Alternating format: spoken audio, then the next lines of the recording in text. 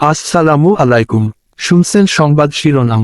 সরাইলে শিক্ষা সচেতনতা seminar, UN ও মোশাররফের মূল প্রবন্ধ উপস্থাপন। এখন শুনবেন বিস্তারিত।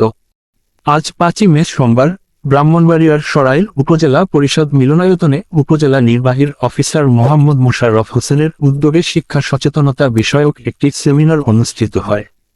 অনুষ্ঠানে ইউএন ও মোশাররফ হোসেন সরাইল উপজেলার শিক্ষা ব্যবস্থার চ্যালেঞ্জ এবং উত্তরণের উপায় শীর্ষক মূল প্রবন্ধ উপস্থাপন করেছেন। প্রবন্ধে তিনি উপজেলার শিক্ষা ব্যবস্থার বর্তমান অবস্থা, চ্যালেঞ্জ, কাঠামোগত দুর্বলতা এবং সমাধানের উপায় বিশ্লেষণ করেন।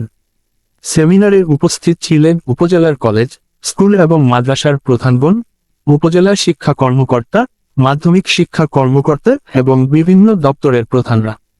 প্রায় 4 ঘণ্টাব্যাপী আলোচনায় শিক্ষক সংকট, অবকাঠামোগত সমস্যা, শিক্ষার্থীদের ঝরে পড়া, পাঠদানের মান, প্রযুক্তি ব্যবহার এবং অভিভাবক সচেতনতা ইত্যাদি বিষয় উঠে আসে।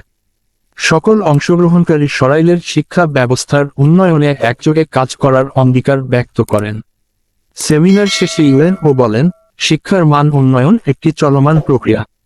আজকের আলোচনার আলোকে ভবিষ্যৎ কর্মপন্থা নির্ধারণে আমরা এগিয়ে যাব। ব্রাহ্মণবাড়িয়া 24.নিউজ।